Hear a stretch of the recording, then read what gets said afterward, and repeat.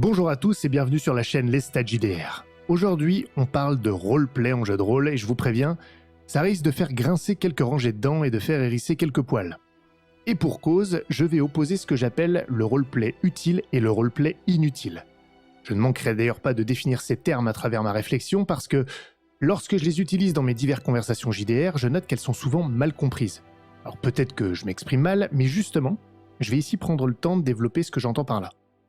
L'objectif final de la vidéo va d'ailleurs pas être en réalité d'opposer inutilement ces deux concepts, sans mauvais jeu de mots, mais au contraire de m'appuyer sur cette opposition pour vous soumettre ma vision du roleplay utile, ce roleplay qui à mon sens vise à améliorer vos parties en leur donnant plus de saveur. Pour illustrer mon propos, je vais commencer par dénoncer une erreur qui constitue souvent le péché originel de ce qui fait doucement glisser vers le roleplay inutile. Cette dénonciation, que je vais essayer de rendre argumentée, nous permettra d'aboutir à une définition des termes roleplay utile et roleplay inutile, tout en montrant que se fixer des objectifs pour une scène de roleplay ne s'oppose pas à l'objectif de simple plaisir autour de ce même roleplay. J'en profiterai d'ailleurs pour aborder le cas tout particulier du roleplay qui s'appuie sur l'intrigue, en bonus. Et pour finir, je soulignerai le facteur temps, décidément un facteur très présent en jeu de rôle et dans mes vidéos, et j'appuierai sa capacité à transformer un roleplay utile en roleplay inutile si il n'est pas maîtrisé, ce facteur temps. Commençons donc par le péché originel, enfin l'un des péchés originels du roleplay inutile, la séparation volontaire entre roleplay et histoire. Souvent, je dis que je n'aime pas le roleplay inutile, en particulier quand il empiète sur le temps d'histoire. Et quand je dis ça, on me répond aussi très souvent la chose suivante, que je résume. Les stats, je suis surpris que tu veuilles pas dédier beaucoup de temps au roleplay, on aurait dit que c'était quelque chose qui te plaisait énormément. Le jeu de rôle, ce n'est pas que faire avancer l'histoire.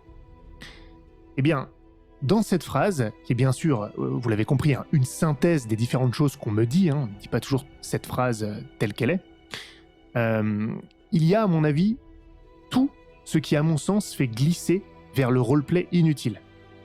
Donc je vais répondre en deux temps. J'accorde effectivement beaucoup d'importance au roleplay.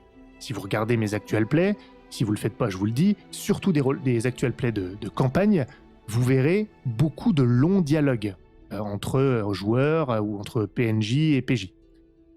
Donc ne pas aimer le roleplay inutile, ce n'est pas ne pas aimer le roleplay. C'est ne pas aimer le roleplay qui ne sert pas l'histoire. C'est assez différent. Enfin, et je vais développer ça un peu plus tard aussi, l'histoire ce n'est pas l'intrigue. Je sais que c'est souvent une question de sémantique, mais c'est important de comprendre la différence, parce que je suis d'accord sur le fait que le jeu de rôle, ce n'est pas que faire avancer l'intrigue. En revanche, le jeu de rôle, c'est faire avancer l'histoire. L'intrigue, c'est une composante de l'histoire. L'histoire, c'est plus global. C'est l'intrigue, c'est le développement des personnages, c'est l'action, c'est l'information auxquelles sont exposés les joueurs. Bref, le roleplay doit souligner, exacerber les composantes de l'histoire. Mais en lui-même, le roleplay n'est pas vraiment une composante de l'histoire, il est un moyen de souligner ces composants. Et c'est là, à mon sens, que le bât blesse. Et on en revient à ce péché originel. Le terme est un peu fort, mais vous avez compris que j'aimais bien l'hyperbole parfois. Beaucoup, et je l'ai remarqué à travers plusieurs discussions, vraiment, beaucoup font la séparation, vraiment volontaire, entre histoire et roleplay, comme si c'était deux choses différentes. D'un côté, on fait avancer l'histoire, et puis de temps en temps, on fait des pauses et on fait du roleplay. Et quand on termine cette phase de roleplay, eh bien on reprend l'histoire. Il y a vraiment une segmentation volontaire. Et donc c'est pour cette raison qu'on me dit souvent, bah oui, moi, j'aime bien le roleplay, il n'y a pas que l'histoire en jeu de rôle. Et pour moi, c'est tout à fait intégré. À mon avis, c'est le meilleur moyen de se lancer dans du roleplay insipide. Là où je crois au contraire que le roleplay devrait être intrinsèquement lié à l'histoire pour être utile. Et aussi donc pour être plaisant. J'ai bien dit lié à l'histoire, pas forcément à l'intrigue. Donc je vous renvoie à ce que je disais précédemment. À la fin d'une scène de roleplay, quelque chose doit avoir changé. Ça peut être l'intrigue, ça peut être les personnages, les liens entre eux, la compréhension d'une situation. Bref, si à la fin d'une scène roleplay, rien n'a changé, à aucun niveau de l'histoire, la scène était inutile. Et donc si vous séparez les deux volontairement en amont, roleplay et histoire, bah forcément vous allez finir par discuter de la pluie et du beau temps pendant la scène roleplay. ou alors vous allez finir par négocier pendant 30 minutes le prix d'une épée avec un marchand, sans corrélation du tout avec l'histoire. Donc moi, j'ai tendance à dire, en tout cas ma prise de position, non au roleplay d'inette et oui au roleplay utile. Et je vais rebondir un peu sur ces éléments dans le point suivant. Donc, avoir conscience de ce péché originel, à mon sens, permet en partie de définir les fameux termes que je mentionnais en introduction, à savoir le roleplay utile et le roleplay inutile. Donc, qu'est-ce que c'est le roleplay utile ? Commencez à le comprendre, en tout cas, ma vision de ce que c'est. Un roleplay qui sert l'histoire. L'histoire au sens large. Je le répète, l'histoire, ce n'est pas l'intrigue. L'intrigue est une composante de l'histoire. Donc, le roleplay utile, c'est un roleplay qui fait avancer l'intrigue, ou aide à développer les personnages, en créant des liens profonds par exemple, ou c'est un roleplay qui crée de la tension, parfois plusieurs choses à la fois d'ailleurs. Bref, si la situation a évolué entre le début d'une scène roleplay et la fin, le roleplay a été utile. Par opposition à un roleplay inutile, c'est l'inverse. C'est une scène de roleplay à l'issue de laquelle rien n'a changé fondamentalement, à aucun niveau. Ce n'est pas utile. Je pourrais même comparer ça au combat au jeu de rôle. Vous allez me dire quel rapport ? Lorsqu'il y a un tour de combat, une passe d'armes, à l'issue de laquelle aucun des adversaires n'a pris l'ascendant sur l'autre, il n'y a personne qui est blessé, personne qui est essoufflé, pas de points de vie qui ont été enlevés, vraiment le statu quo total. Eh bien pour moi, c'est une passe d'armes ou un tour de combat qui n'a aucune utilité. C'est un coup dans l'eau, un coup pour rien. Mais c'est exactement la même chose pour le roleplay, à mon sens. Je pense que c'est utile de définir ces termes parce que le roleplay, comme n'importe quel élément, doit avoir une utilité, doit servir un objectif, on y vient, dans la narration globale. Alors certains vont me répondre, je les entends déjà, et pour cause, je les ai déjà entendus, y compris certains de mes amis, Lestat, tu es un optimisateur. Parfois, le simple plaisir de la scène, c'est ça l'objectif, le plaisir de la scène. Et je leur réponds que je ne suis pas en désaccord avec cette proposition. Mais le plaisir généré par une scène, notamment de roleplay, est très souvent lié à la capacité de cette scène à atteindre l'objectif qu'elle sert. Très rarement, une scène sans objectif, dans un jeu de rôle ou même dans un film d'ailleurs, si on étend un peu la réflexion, sera génératrice d'un plaisir de visionnage, ou en tout cas d'un maximum de plaisir de visionnage. Et oui, je suis un optimisateur du plaisir autour de la table en jeu de rôle. Très clairement, je l'assume. Et vous voyez que c'est pas forcément décorrélé. L'optimisation n'est pas forcément quelque chose d'insipide, de robotique. Elle peut être liée à un plaisir de jeu, d'écoute, de visionnage. Le plaisir de jeu, à mon sens, en jeu de rôle, c'est une conséquence d'un objectif atteint d'une scène donnée, pas l'objectif lui-même. C'est pas pour rien qu'il existe des structures narratives, même qu'on vous inculque dans les écoles de théâtre, de cinéma ou autres. Même inconsciemment, votre cerveau reconnaît les structures narratives cohérentes et en retire un plaisir dans la narration. Rarement le chaos narratif total, sans logique, sera générateur de plaisir pour un joueur de jeu de rôle ou un spectateur de pièces de théâtre ou de film. Si on ne s'embarrasse pas de savoir si le roleplay remplit un objectif d'histoire, on s'expose à ce que j'appelle le roleplay inutile. Donc, c'est pas pour autant qu'on va tuer toute spontanéité, hein. Je dis pas qu'il faut réfléchir pendant 15 minutes à l'objectif narratif d'une scène, mais dès qu'un roleplay s'enclenche, je pense qu'il peut être sage pour le maître du jeu de se mettre dans des dispositions où il va, au moins quelques secondes, se poser la question de l'objectif de cette scène. Ça lui permettra aussi de savoir quand il doit l'arrêter, mais ça on va y venir un peu plus tard. Je vais vous donner 2 exemples. Dans un film, on va prendre un autre média que le jeu de rôle. Dans un film, si vous avez une scène de 20 minutes où vous voyez le personnage principal dans son appartement en train de faire ses besoins, de cuisiner, de manger, de regarder la télé, et que dans le cadre de l'histoire, ça n'apporte rien, c'est-à-dire que ça ne vous dit rien sur le personnage. Ça s'inscrit vraiment en totale séparation de l'histoire, un peu comme quand on sépare le roleplay et l'histoire. Eh bien, vous allez vous dire, mais ça servait vraiment à rien. Et si vous vous dites ça souvent dans un film, c'est que vous n'avez pas pris plaisir à regarder cette scène. Pour autant, on a vu quelqu'un faire peut-être même parler à son colocataire, que sais-je, mais s'ils ont parlé de la pluie et du beau temps, je schématise un petit peu, et que leur discussion de la pluie et du beau temps ne vous dit rien des personnages, ne vous dit rien de la tension, ne vous dit rien de l'intrigue, ça servait à rien. Et souvent donc c'est pas plaisant. Par opposition, je vous donne une vraie scène d'un film que j'ai déjà mentionné dans une vidéo, Spoiler si vous n'avez pas vu ce film, je le répète, spoiler, le film Logan. Donc un film de Wolverine, mais un peu particulier, si vous l'avez vu, vous comprendrez, que j'ai vraiment adoré. Il y a une scène, un moment, de dîner entre Logan et la petite fille qui l'accompagne, et bien sûr Xavier, et une famille qui les héberge. Cette scène parle de différentes choses, sans grandes conséquences, mais déjà la scène est très bien jouée, elle est plaisante parce que elle a un objectif, elle sert un objectif, elle crée des liens véritables entre les personnages principaux et cette famille. Donc en soi, c'est un objectif. Et en plus, il y a un objectif secondaire, en tout cas plutôt un objectif qu'on va comprendre plus tard, c'est qu'elle sert de contraste à ce qui se passe après. Donc elle a vraiment un double objectif et elle réussit, elle atteint parfaitement cet objectif. Et donc cette scène est excellente et on prend beaucoup de plaisir à la visionner. Pourtant, les deux scènes dont je vous parle, d'un point de vue purement cosmétique, elles se ressemblent beaucoup. Elles pourraient toutes les deux correspondre à ce que certains appellent le roleplay inutile mais qui fait quand même plaisir. Pourtant, clairement, quand vous comparez les deux, eh bien, la seconde est sans doute beaucoup plus plaisante parce qu'elle s'inscrit justement dans l'histoire et qu'elle remplit des objectifs narratifs. Je vais quand même vous parler, comme je le disais tout à l'heure, du cas particulier du roleplay qui s'appuie sur l'intrigue. On a vu tout à l'heure que, et j'étais tout à fait d'accord, le roleplay, ce n'est pas forcément quelque chose qui se lie à l'intrigue. J'ai dit l'histoire, mais pas l'intrigue. J'en conviens.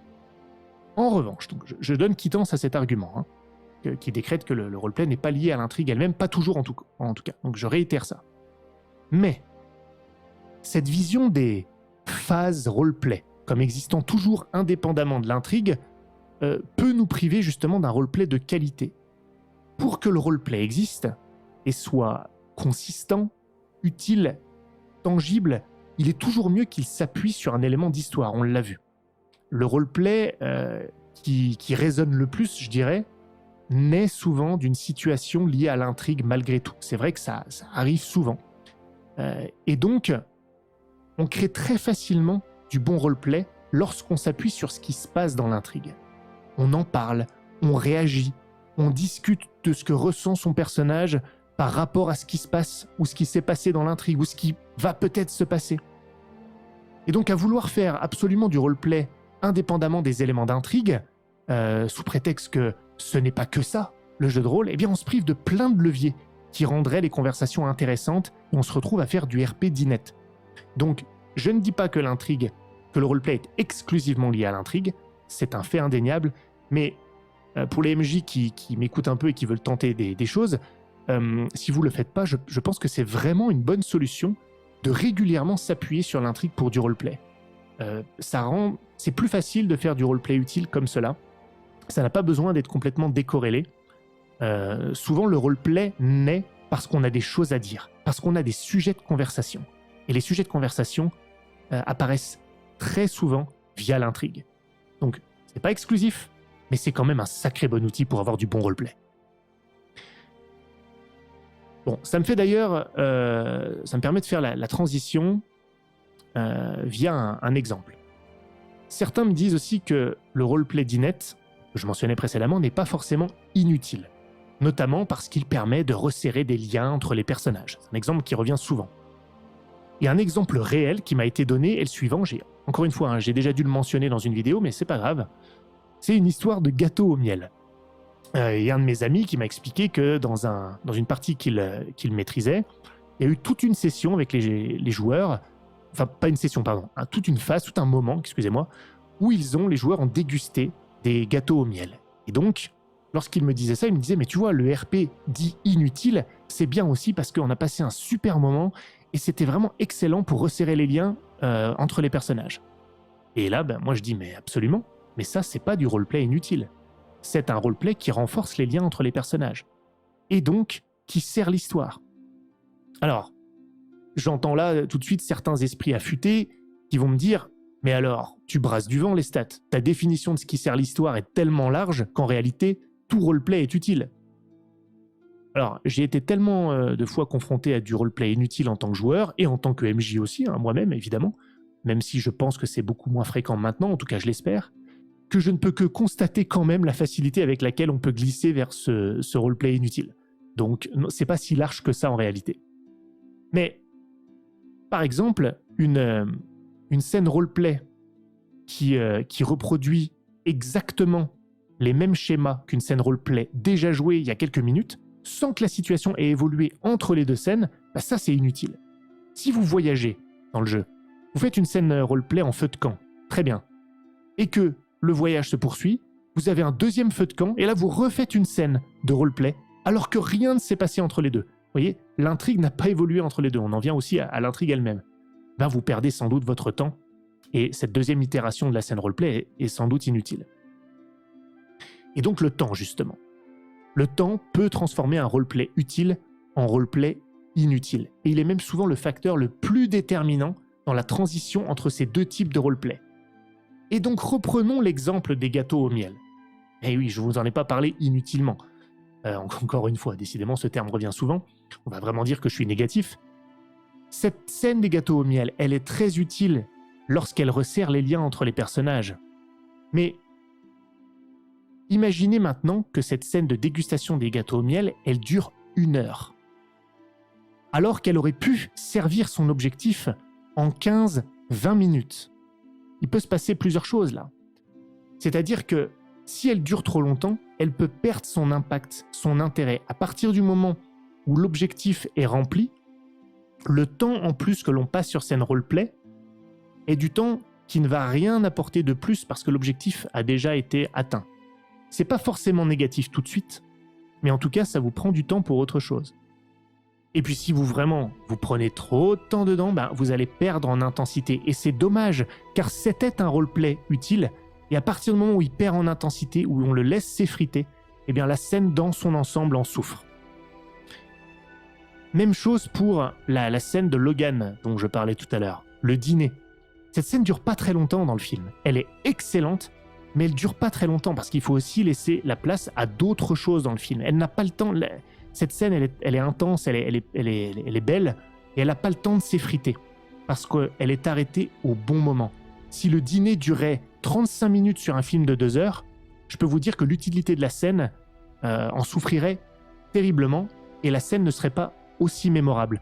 On ne se dirait pas, tiens, c'était une scène trop longue, mais qu'est-ce qu'elle était utile pendant 10 minutes, qu'est-ce qu'elle était bien. Non, c'est ça le problème. C'est qu'on se souviendra de la scène comme durant trop longtemps. C'est un tout. Donc ça gâcherait la scène. Donc encore une fois, on pourra me dire que je suis un optimisateur parce que je souhaite maximiser l'allocation du temps. Et d'une certaine manière, oui. Mais je ne me considère pas comme un optimisateur si le terme très utilitaire d'optimisateur est utilisé en opposition à une vision plus créative ou émotionnelle du jeu de rôle. Comme si ces concepts ne pouvaient pas fonctionner de concert. Parce que justement, je pense que cette optimisation du temps en jeu de rôle est indispensable pour garantir l'impact d'une scène roleplay. En tout cas, de l'impact qu'elle peut avoir sur le jeu. Je vous fais une comparaison de mécanicien, alors que je ne suis pas du tout mécanicien. Je ne sais rien faire de mes mains, je suis ni bricoleur, ni mécanicien, je connais rien en bagnole, mais je trouve quand même que c'est une bonne comparaison. L'huile de moteur. Si vous mettez juste assez d'huile de moteur, vous savez, vous remplissez jusqu'à la ligne là, eh ben c'est bon. Votre moteur, il est nickel. Il n'y a aucun problème, ça va fonctionner au maximum de sa capacité. En mettre plus ne sert à rien. Ça ne sera pas forcément négatif, mais vous aurez utilisé plus d'huile de moteur que nécessaire pour rien. Et puis, si vous abusez encore et que vous remplissez le réservoir encore plus, eh ben là, ça peut carrément noyer le moteur. Donc là, ça devient négatif. Vous voyez ? Il aurait suffi de mettre de l'huile de moteur à peu près jusqu'à la ligne ou peut-être un peu plus. Et c'était nickel. C'est pareil pour le roleplay. Une scène de roleplay utile, si on l'étend trop, peut prendre plus de temps sur votre session. Et on sait que les sessions de jeu de rôle durent toujours plus longtemps que ce qu'on avait prévu en plus. Donc ça nuit pas forcément au roleplay à son intensité tout de suite, mais ça vous prive d'un temps pour autre chose et pour pas grand-chose de plus, parce que l'objectif était déjà atteint 10-15 minutes avant. Et si ça dure vraiment trop, là votre roleplay va baisser en intensité comme je disais tout à l'heure. Et si cette scène roleplay que vous jouez doit faire écho à une scène suivante, eh bien autant que cet écho soit puissant et pas dégradé parce qu'on a passé trop de temps sur la scène d'avant qui devait servir de contraste. J'en reviens à cette scène de Logan qui sert de contraste saisissant avec ce qui se passe de terrible après et qui a tout son impact parce que lorsqu'on a quitté cette scène de roleplay, elle était à son pic d'intensité dans l'objectif qu'elle servait, à savoir créer des liens entre les personnages. En conclusion, évidemment, le roleplay est indissociable du jeu de rôle et il est à encourager. Notez que je parle de jeu de rôle, pas forcément de jeu de rôle, de roleplay, pas forcément d'interprétation, mais c'est un autre sujet. Et j'irais même jusqu'à dire qu'accorder de l'importance au roleplay en jeu de rôle, c'est un pléonasme. Après tout, roleplay, ça veut dire jeu de rôle, qu'on soit très clair.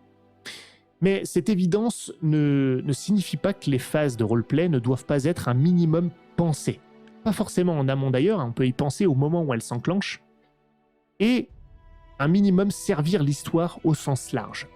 Au risque sinon de glisser vers un roleplay inutile, incorporel, qui ne fera qu'occuper l'espace, et surtout occuper un temps qui aurait pu être dédié à d'autres développements. N'hésitez pas non plus à vous appuyer sur l'intrigue et les événements en cours pour offrir des possibilités de roleplay.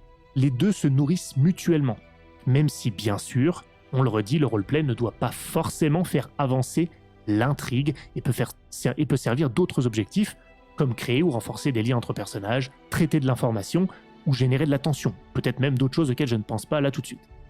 Et cela va sans dire, bien sûr, autorisez-vous quelques entorses si le roleplay vous mène sur des pentes glissantes cocasses sans utilité apparente. Qui sait, vous pourriez vous retrouver avec un halflin tenancier d'une auberge en train de découper des corps en morceaux pour faire des tourtes. Mais ça, c'est une autre histoire. Si ça vous a plu, si ça vous a inspiré, abonnez-vous à la chaîne, n'oubliez pas le pouce bleu, cliquez aussi sur la petite cloche pour être notifié lorsqu'il y a des nouvelles vidéos. N'hésitez pas aussi, si vous voulez regarder mes actuels plays, pas forcément tout ce que j'ai, mais au moins pour me rendre compte de comment je mets en pratique ce dont je parle, eh bien, il y a le lien vers ma chaîne secondaire d'actual play en description. Et si vous voulez poursuivre la discussion en direct, rejoignez le Discord, lien également en description. Je vous remercie pour votre écoute et je vous dis à bientôt sur la prochaine vidéo.